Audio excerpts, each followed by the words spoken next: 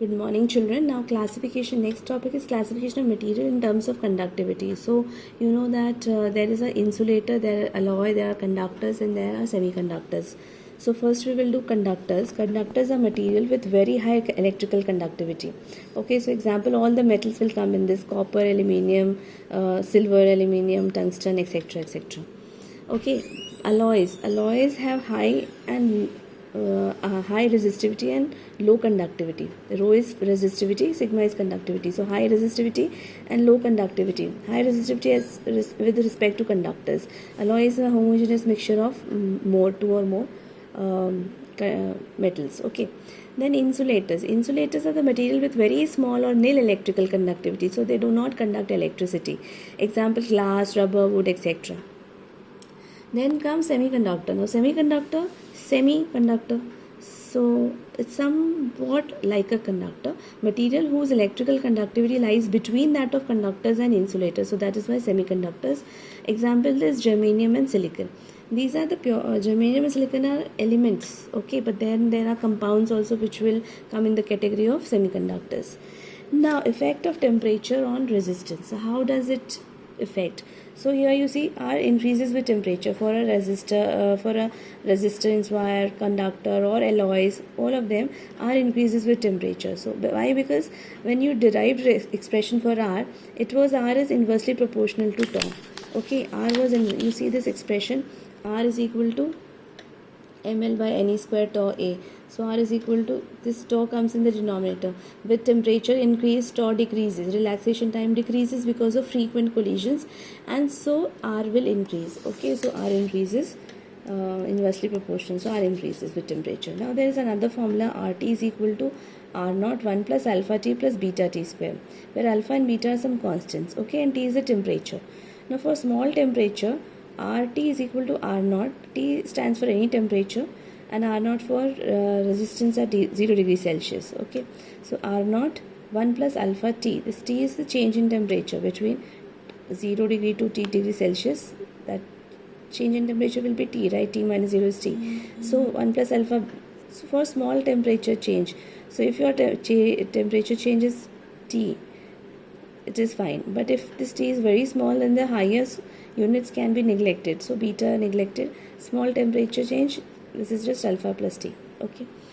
But if temperature change is large, then you have to include that plus beta T square. Now see, from here, if we take this, open this bracket, RT minus R naught divided by R naught into alpha T, then it becomes alpha. Okay, this T is actually change in temperature, so I have written here delta T to avoid any confusion. These are all actually delta T's only, change in temperature. Wherever I have written T, this is change in temperature. Which change? T is T degree Celsius and this is 0 degree Celsius. So T minus 0 will be T only, that's why I have written T. Here I have written delta T. It's a change in temperature. So change in the resistance of the resistor divided by actual resistance at 0 degree Celsius and change in temperature. If you do this, then you will get alpha. So how you define? So this is increase in temperature, which increase in temperature from 0, if you go on upper side, R increases. So the increase in resistance divided by resistance at 0 degree Celsius into increase in temperature. So it is the ratio of increase in resistance of the resistor to the product of the resistance at 0 degree Celsius and the increase in temperature. Okay, so this is the coefficient of temperature, coefficient of temperature resistance. Now here for this alpha, there are different conductors. I just now told you. The conductor, if you have a conductor, then your value of alpha will be positive. If it is an insulator, it will be negative. If it is a semiconductor, it will be negative but small, very small value. Insulator negative but large. Okay, and alloy is small, positive. This conductor is positive but large. This is positive large, this is negative large, this is negative small, and for alloy it is small and positive. Okay, so what we did is temperature, coefficient of resistance. Now how the variation of resistivity with temperature. Okay, how variation resistivity. Now you see this expression, resistivity is m upon ne square tau. This we derived. So with change in temperature, when you increase temperature, tau decreases, so resistivity will increase. Okay, so you see this expression here, tau is equal to 1 rho is equal to 1 upon tau. So with increase in temperature, tau decreases. With increase in temperature, rho will increase for conductors or alloys also. And this is another formula. Like resistor, here also we have rho T. Rho is the resistivity at any temperature T is equal to rho at 0 degree Celsius bracket 1 plus alpha R T minus T naught. There you had just alpha, here it is alpha R. Okay, so from here, if you open bracket and take this here, so it will be alpha R will be rho minus rho naught upon rho naught into delta. This T minus T naught is delta T, change in increase in temperature. So alpha R is increase in resistivity to the product of resistivity at 0 degree Celsius and increase in temperature. Okay, this alpha R is known as temperature coefficient of resistivity. Earlier we did temperature coefficient of resistance alpha. Here this is alpha R, temperature coefficient of resistivity. Now if you see this expression, this is resistivity, this is resistivity, this is increasing temperature. So its unit will be per degree Celsius or per degree Kelvin. Why degree Celsius and degree Kelvin doesn't make difference? Why? Because change in temperature, this is change in temperature in degree Celsius and in degree Kelvin, change in temperature is same. So whether you write per degree Celsius or per Kelvin does not make any change in the calculations. Okay, now temperature coefficient of resistivity. For conductors, alpha R is positive and large. Okay, alpha R is positive and large, just like for resistors. And if you draw, this is the kind of graph which we get. Okay, it's lightly bent here and here, but here at medium range it is almost straight. Okay, that was for conductor. Now for semiconductors, alpha R is negative and small. Alpha R is negative and small. So you see, for resistivity, with increase in temperature, resistivity decreases. Okay, because conductivity increases, so resistivity decreases. This is for semiconductors. Now for insulators, resistivity increases exponentially with decrease in temperature. This increases exponentially with decrease in temperature. If your temperature decreases, like that means if temperature increases, resistivity decreases. Okay, but it increases exponentially with decrease in temperature. Okay, fine. So this kind of a graph only you'll get for insulators also.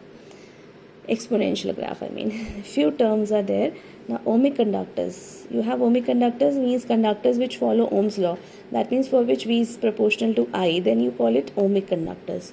Then you have non-ohmic conductors. That means conductors which do not follow Ohm's law, where V is not proportional to I. Then that will be called non-ohmic conductor. So for non-ohmic conductor, if you have to plot VI graph, okay, VI here I here V. If you plot a VI graph for a non-ohmic conductor, it can be anything. But for a ohmic conductor, if you have to draw IV graph, then it has to be a straight line. When I did Ohm's law, I did to tell you the statement about it. Then we did the proof. But this is the graph. If in the question they ask draw graph for VI Ohm's law, this VI graph, IV graph, it will be a straight line. So this is IV graph and this is VI graph. Okay, both will be straight line. The only difference is here from this graph, the information which you get is R is equal to delta. See, R is equal to delta V by delta E in all the cases. But here if you see delta V is in x-axis and I is in y-axis. So this is 1 upon slope. Okay, but here VI graph, R again is delta V by delta E. But here your V is on the y-axis. So this will be slope.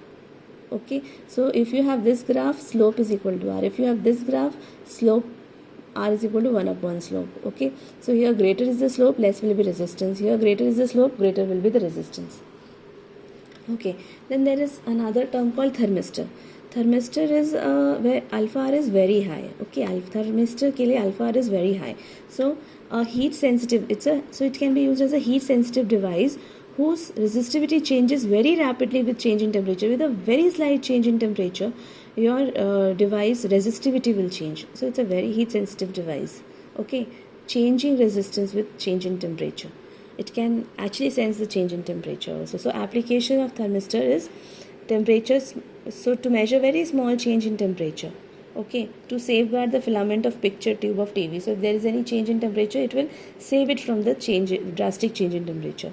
Then it will save your picture tube of a TV. Used in temperature control units in industries. So temperature control unit, if there is any drastic change in temperature, it will tell us, it will give the signal. Then the protection of windings of a generator, of a transformer. So generators and transformer, in the wiring there is a lot of heat generated. So if you apply this there, then it will indicate us that a lot of heat is generated and cooling is required. So it is used for protection. Okay, then for voltage stabilization and remote sensing also.